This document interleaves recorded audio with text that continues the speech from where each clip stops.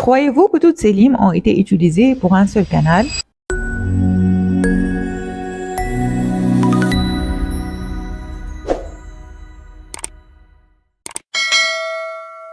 Patiente âgée de 33 ans consulte pour le traitement de la 25 et la 26. Après avoir réalisé les tests cliniques et radiologiques, le diagnostic posé sur la 26 était une pulpite irréversible asymptomatique. On a commencé par réaliser la reconstitution pré-endodontique et la cavité d'accès, suivie par une mise en forme complète des 3 canaux mésio-vestibulaires, disto-vestibulaires et palatins. Voyons de plus près la cavité d'accès. Voilà les 3 canaux, le mésio-vestibulaire, le disto-vestibulaire et le palatin. Au niveau du plancher pulpaire, il y a un trait noirâtre qui relie les 3 canaux. Mais on ne voit pas un autre trait qui peut nous indiquer la présence d'un 4e canal. Donc, on fait face à une 6 maxillaire avec 3 canaux uniquement. C'est un peu rare, non? Pour avoir la conscience tranquille, un cone beam a été demandé et va nous donner une idée exacte sur la présence ou non d'un 4e canal. Voilà les 3 coupes du cone beam. La coupe coronale, la coupe sagittale et la coupe axiale. Les canaux qu'on a traités sont radio-opaques sur les différentes coupes du cone beam car on a mis l'hydroxyde de calcium comme indication interséance. Commençons par la coupe coronale, passant par la racine mésio-vestibulaire. Première remarque qu'on peut faire, c'est que la racine est large dans le sens vestibulo-lingual. Aussi, on note que le canal mésio-vestibulaire qu'on a traité est déporté du côté vestibulaire. Donc, on a sûrement un autre canal, c'est le MV2. Le voilà. D'après cette coupe, on peut déjà savoir que le canal présente une courbure dans le sens vestibulo-lingual et qu'il ne communique pas avec le MV1. Passons maintenant à une autre coupe, la coupe sagittale. Voilà la racine mésio-vestibulaire.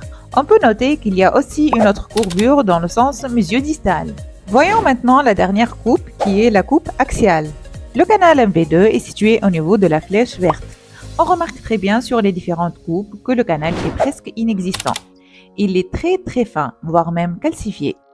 En résumé, on a un canal MV2 qui est non communiquant avec le MV1, c'est-à-dire il a sa propre sortie apicale, qui présente une première courbure dans le sens vestibulo-lingual et une autre dans le sens mésio-distal et qui est calcifié. Donc, on est face à un canal assez difficile avec un haut risque de fracture instrumentale. Pour cela, on doit mettre une bonne stratégie pour notre mise en forme pour éviter de compliquer le cas encore plus. Juste une petite remarque avant de terminer notre cas clinique, j'ai réalisé une formation en ligne sur les bases de l'endodontie. Donc, si vous avez des lacunes au niveau du diagnostic, l'identification des entrées canalaires, la détermination de la longueur de travail, la mise en forme, etc., cette formation est pour vous. Je vous mets les liens de la formation en bas en description avec un code promo qui vous permet d'avoir une remise de 20%. Revenons à notre cas clinique. On commence par localiser notre canal en éliminant toute cette dentine. On remarque ici que les débris s'accumulent dans un petit point. Et si on essaie d'introduire une lime, on se trouve dans le MV2. Le voilà. Notre technique de mise en forme est la technique crown down. On va diviser le canal en 3 parties, tiers coronaire, tiers moyen et tiers apical. Chaque partie doit être bien mise en forme avant de passer à la partie suivante.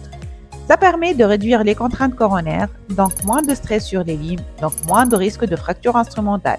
Et aussi, ça évite l'extrusion des débris au niveau apical, donc moins de douleurs post-opératoires.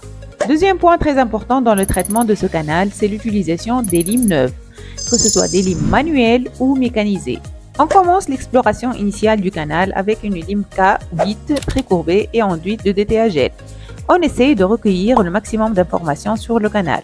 Pour ce MV2, même la lime K8 trouve des difficultés à avancer. Pour cela, on passe à la lime K6, toujours précourbée. On l'introduit sans forcer là où elle arrive dans le canal. Mais faites attention, la lime K6, c'est une arme à double tranchant. Elle se fracture très facilement, donc il faut travailler avec cette lime avec prudence. Ensuite, on élargit la partie explorée par la lime K6 avec la lime K8, puis la lime K10. Puis on passe à la lime SX, c'est notre opener. Elle va permettre de réduire les contraintes coronaires, ce qui permet de redresser l'axe de la lime, donc moins de stress sur la lime et donc moins de risque de fracture instrumentale.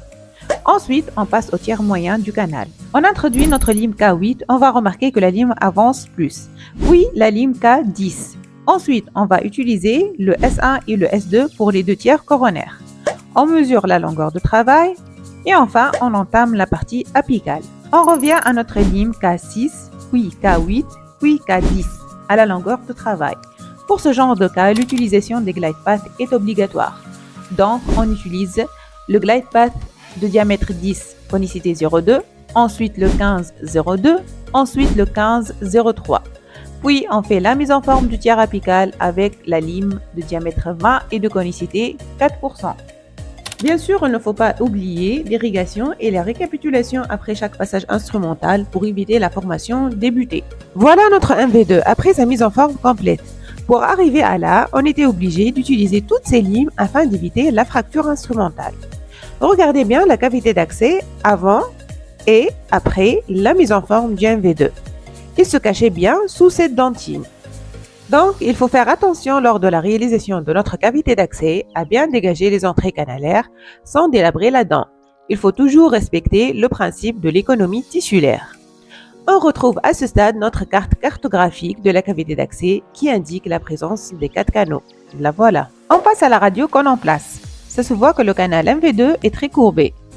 Et enfin, la radio post-opératoire. Ce qu'on voit ici sur les flèches, c'est le dépassement du cilaire qui est à base de biocéramique.